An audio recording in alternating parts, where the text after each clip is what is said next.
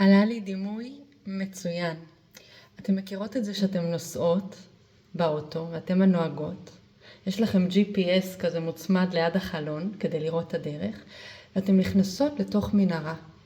ופתאום בתוך המנהרה יש כזה כיתוב באדום ב-GPS של אין קליטה GPS, כן? פתאום ה-GPS לא יודע איפה הוא.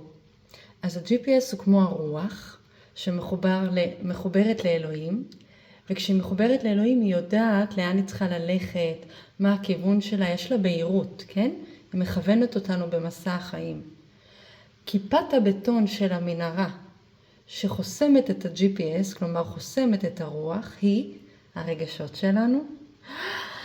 כל הדרמה הזאת של הרגשות הופכת להיות כמו קליפה שחוסמת את הרוח מהחיבור לעליון שלה, וגם מחשבות בלופ, טה-טה-טה, כן?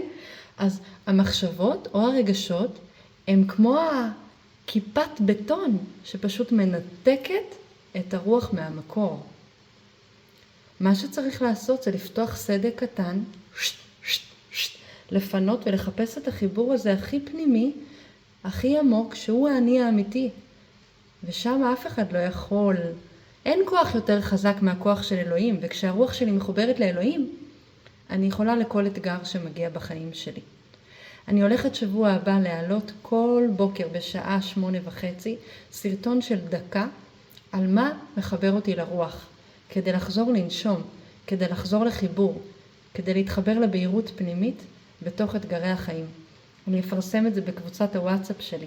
את מוזמנת להצטרף לקבוצת הוואטסאפ ולקבל תזכורת ביום של חיבור לרוח שנותנת נשימה. מי אנחנו בלי הרוח ומי אנחנו בלי אלוהים. מחכה לך בסרטון הקרוב, יום ראשון בבוקר, מתחילות.